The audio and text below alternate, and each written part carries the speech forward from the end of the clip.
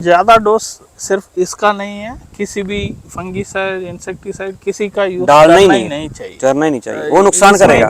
इसमें क्या अभी देखेंगे ये 1509 है। ओके, ये कोई कुछ भी नहीं किया, बिजाई करके छोड़ दिया। धान दिख नहीं रहा है इसमें सर। आप इस प्लॉट में कहीं भी घूम लीजिए, एक धान का पौधा लेके आ जाएंगे। तो ऐसी कंडीशन 9 का ही बीज लगाया था। ओके, जमा भी हुआ था, 18 दिन के बाद स्प्रे किया, पूरा खत्म। ओके, मतलब पुराना 11-21 है और ये नए वाला है 1979 जी। इसमें भी टॉलरेंसी आ रहे हैं, एक बासमती के ऊपर ज्यादा काम कर रहे हैं और 1509 11-21 में आप ज्यादा काम कर रहे हैं, क्योंकि ये दोनों वैरायटी फार्म में प्रचलित बहुत ज्यादा है। बाय नेम ही प्रोड्यूस बिकती है, बाय नेम ही इनका चावल बिकता है। किसान भाइयों नमस्कार, मैं प्रगट सिंह फसलों की जानकारी से, क्रॉप इन्फॉर्मेशन से काफ़ी वीडियो डालते रहते हैं धान के संबंधित, उसकी बीमारियों के संबंधित, बीज के संबंधित। आज हम पूसा इंस्टीट्यूट में खड़े हुए हैं दिल्ली में और यहाँ आज 14 सितंबर को हम DSR को देखने के लिए आए हैं कि जो ऐसी वैरायटियाँ जो इसमें हर्बिसाइड टॉलरेंसी पैदा कर दी गई है कि आपके खेत में कोई और अन्य धान उग रहा है, जहाँ और कोई पुराना वीड उग रहा है, खरपतवार उग रहा है, वीड्स हैं ज़्यादा, तो ये DSR में सबसे ज़्यादा मुश्किलें पैदा करती हैं। जो पुरानी ट्रेडिशनल क्रॉप प्रैक्टिस है वो इसीलिए सक्सेसफुल नहीं हो पाई, लेकिन गवर्नमेंट काफ़ी चिंता जता रही है कि धान का एरिया कम हो रहा है, बरखा का स्मेल नहीं बन रहा, कहीं सूखा पड़ रहा है, कहीं ज़्यादा बारिश हो रही है। तो देश के लिए ये स्टेपल फूड, ये मेन फूड है, वो चावल है, तो उसकी प्रोडक्शन में कमी ना आए। और पानी हमारे पास बहुत कम है, पानी को भी हमने बचाना है और देश को भी सर्वाइव करना है, किसी और देश से हमने धान नहीं लेना है।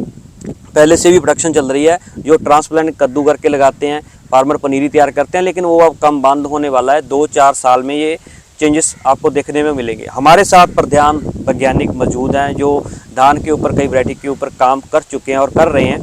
वो इसी श्रृंखला में बासमती में, परमल में, जो HT में काम हुआ है, जहाँ हर्बिसाइड टॉलरेंसी पैदा की गई है कि पिछला धान उगा हुआ जहाँ कोई हर्बिसाइड बीड्स हैं तो एक ही हर्बिसाइड से वो ख़त्म हो जाते हैं और आपकी ये चिंता ख़त्म हो जाती है। तो उसी श्रृंखला में हम ये वीडियो रख रहे हैं। आप इसको पूरा सुनिए, जानिए, समझिए और दूसरे फार्मर के साथ साझा करिए। सर नमस्कार। हाँ जी नमस्कार सर, मैं आपसे आपने हमको समय दिया, आपका धन्यवाद करता हूँ कि आप जो भी ये ट्रायल लगे हुए हैं जिसमें कोई भी हर्बिसाइड नहीं हुआ, जो इसमें हुआ है, क्या क्या डिफरेंस है, क्या फार्मर को आप शोकेस करना चाहते हैं, तो आप एक संक्षेप रूप में बताएं। हाँ जी, ये जो डेमोन्स्ट्रेशन है ये सीधी बिजाई का, डायरेक्ट सीड और ड्राई डायरेक्ट सीडिंग करते हैं जी इस इलाके में। अभी देखेंगे ये 1509 है। ओके, ये किस्म है डायरेक्ट सीड किया हुआ है ड्रिल कर, और इसमें कोई वीडिसाइड नहीं हुआ। इसका इस प्लॉट में क्या ट्रीटमेंट है जी? इसमें 2 बार मैनुअल वीडिंग हुआ है, आदमी गुड़ाई हुआ, हाथ से निकलवा दिया गया, निकला गया। अभी देखेंगे आप, क्रॉप की ग्रोथ भी थोड़ा कम है और कहीं कहीं खरपतवार अभी फिर दोबारा आना बहुत ज्यादा ही है जी। ठीक है, ये पैदावार में कमी करेंगे और फार्मर की लेबर या कॉस्ट ऑफ कल्टीवेशन बढ़ाएंगे। दो बार वीडिंग करना इतना आसान, इतनी लेबर ही अवेलेबल नहीं है। जिसके पास 100 एकड़ 50 एकड़ खेती है, वो एक बार ट्रांसप्लांट करके खेत को अच्छे से तैयार करके वो फसल को पैदा करना शुरू कर देता है, लेकिन इसमें दिक्कत आती है आगे। अभी ये प्लॉट जो है अनवीडेड प्लॉट है, इसमें मैनुअली भी नहीं हुआ, कोई कुछ भी नहीं किया, बिजाई करके छोड़ दिया, धान दिख नहीं रहा है इसमें सर। आप इस प्लॉट में कहीं भी घूम लीजिए, एक धान का पौधा लेके आ जाएंगे। तो ऐसी कंडीशन अगर खेत में हो जाए तो हम उसको बोलते हैं कि ये सिस्टम फेल है। फेल नहीं, सिस्टम में जो एरर है वो निकालने पड़ रहे हैं। अभी ट्रेडिशनली 2-3 केमिकल्स यूज करते हैं हम जी, जैसे सोडियम, बिस्पेरिबैक सोडियम, पेंडिमेथिलिन एक यूज करते हैं और बिस्पेरिबैक सोडियम। पेंडिमेथिलिन बुझाई करने की 28 घंटे के बाद यूज होता है में लगाते हैं, और बिस्पेरिबैक सोडियम जो है 25 दिन के बाद, जर्मिनेशन के बाद पोस्ट हर्बिसाइड। तो ये प्लॉट ऐसा है, फिर भी आप देखेंगे घास थोड़ा कंट्रोल है, लेकिन हो जाता है। ये अलग अलग खेत में अलग अलग सिचुएशन बनती रहती है। और ये जो है 1509 हमने ट्रांसप्लांटिंग में भी देखा था। हाँ जी, जो इमिजितापायर करके एक केमिकल है, वो नॉर्मल धान को खत्म कर देते हैं। नॉर्मल धान, नैरो लीफ, ब्रॉड लीफ, वो काफी चीजों को खत्म कर देता है। जो पुराने धान चल रहे हैं अगर उसके हो गया तो वो पूरा खत्म कर देगा। एक नया वर्जन आया उसके बारे में सर बता रहे हैं। ये प्लॉट ये 18 दिन बिजाई के बाद वो यूज कर लिया आपने? इधर भी 1509 का ही बीज लगाया था। ओके, जमा भी हुआ था, 18 दिन के बाद स्प्रे किया, पूरा खत्म। ओके। अभी जो पूसा बासमती 1985 जो बताया था मैंने, उधर भी बताया था। ये जो है इधर भी स्प्रे किया है। अभी देख रहे हैं फसल का कंपैरिजन देखिए, इसमें बालियां आ गया। इनका सबका डेट ऑफ सोइंग सेम है? Same date of sowing, only treatments are different. Okay किसान भरावो, ਇਹਨਾਂ ਦਾ ਟ੍ਰੀਟਮੈਂਟ ਹੀ ਅਲੱਗ-ਅਲੱਗ ਹੋਇਆ ਹੈ। ਇਹ ਲੇਟੈਸਟ ਟੈਕਨੀਕ ਹੈ ਜਿਹਦੇ ਵਿੱਚ ਵੀਡਸ ਨੂੰ ਕੰਟਰੋਲ ਕਰਨ ਦੇ ਲਈ, ਯੀਲਡ ਨੂੰ ਮੇਨਟੇਨ ਕਰਨ ਦੇ ਲਈ, ਕੋਸਟ ਆਫ ਕਲਟੀਵੇਸ਼ਨ ਤੁਹਾਡਾ ਖਰਚ ਘਟਾਉਣ ਦੇ ਲਈ ਇੱਕ ਨਵੀਂ ਤਕਨੀਕ ਦੇ ਉੱਪਰ ਕੰਮ ਹੋਇਆ। ਕਾਲੀ ਨਾ ਕਰਿਆ ਕਰੋ ਕਿਸੇ ਕੰਮ ਦੇ ਵਿੱਚ ਵੀ। ਇਹ ਜਿਹੀਆਂ ਤਕਨੀਕਾਂ ਤੁਹਾਨੂੰ ਪ੍ਰਾਈਵੇਟ ਵਾਲੇ 10 ਗੁਣਾ ਚੰਗਾ ਵਾਧਾ ਕਰਨਗੇ, ਪਰ ਉਹਨਾਂ ਦੇ ਨਾਲ ਖਰਚ ਨਹੀਂ ਘਟਦਾ ਹੈਗਾ, ਖਰਚ ਵੱਧਦਾ ਹੈਗਾ। ਜਿਹੜੇ ਇੰਸਟੀਟਿਊਸ਼ਨ ਕੰਮ ਕਰ ਰਹੇ ਹੈਗੇ ਆ ਉਹਨਾਂ ਦੇ ਕੰਮ ਨੂੰ ਸਮਝੋ ਤੇ टाइमली उन्होंने नाल जुड़े रहो। अभी ये बिजाई करने के बाद जो खरपतवार वीड का 2 लीफ स्टेज बचाते हैं जी। दो पत्ते जब निकलता है जी। उस समय स्प्रे करते हैं, लगभग 16 से 18 दिन के बीच में एक स्प्रे कर देंगे इमेजिटाफायर केमिकल का। ओके, पूरा का पूरा सर कंट्रोल। उसका डोज क्या रहता है? अगर ज्यादा डोज में हो जाता है क्या ये धान जल जाता है या क्या हो जाता है? इसकी ग्रोथ रुकती है? ज्यादा डोज सिर्फ इसका नहीं है, किसी भी फंगीसाइड, इंसेक्टिसाइड किसी का यूज डालना ही नहीं चाहिए। करना ही नहीं चाहिए, वो नुकसान करेगा। इसमें क्या होता है, आगे आने वाले टाइम के लिए बहुत नुकसान प्रभावित, फील्ड के लिए भी नुकसान देगा। तो इसलिए अप्रोप्रिएट डोज डालना जरूरी है। डोसेज सब हम वर्कआउट कर रखे हैं जी। अभी फिलहाल हमने सीड अभी तक फार्मर्स को किसी को दिया नहीं है ये जी। जब तक ये लेवल क्लेम एक्सटेंशन हो जाएंगे उसके बाद क्या लगता है इस बार, क्योंकि अभी सितंबर चल रहा है, 14 सितंबर को ये वीडियो बन रहा है, 2-3 दिन में ये एडिट होकर डलेगा, लेकिन क्या मार्च में एग्जीबिशन में ये आप शोकेस करेंगे?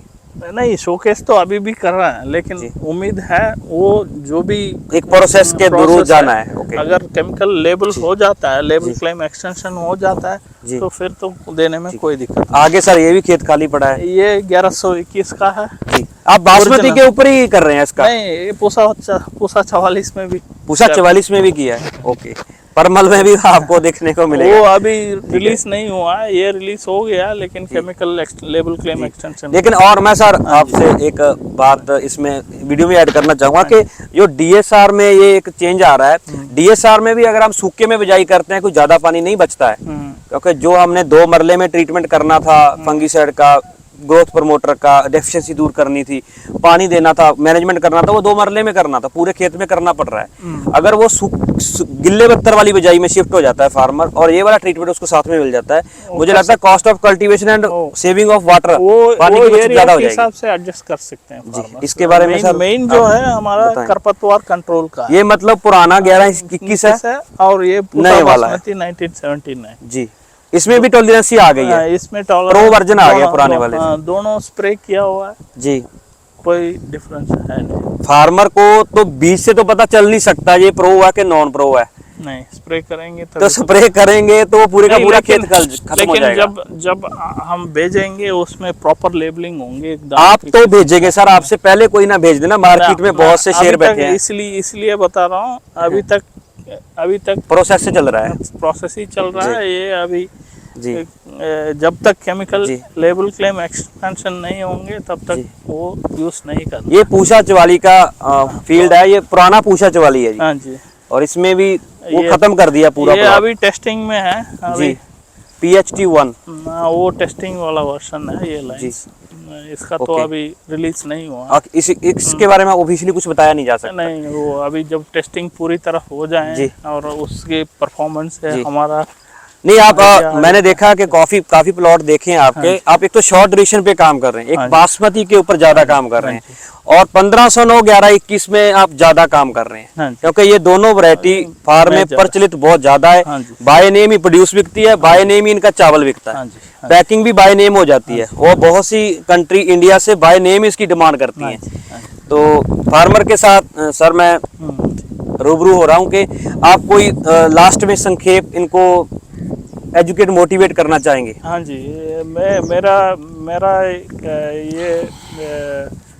माय रिक्वेस्ट टू फार्मर्स, मैं यही बताता हूँ, किसान जो है बीज एक ऐसा चीज़ है, वो बहुत इम्पोर्टेंट चीज़ है फार्मिंग में, खेती करने में। और फार्मर्स ऑथराइज सोर्स से ही बीज लें और सही बीज लें, ताकि उनकी प्रोडक्शन और प्रोडक्टिविटी बढ़ जाए और उसका प्रॉफिटेबिलिटी भी अच्छा हो जाए, वो बहुत ज़रूरी है। और हमारी तरफ से पूरा कोशिश रहेंगे जितना बीज पर्याप्त चाहिए वो फार्मर्स को देने की।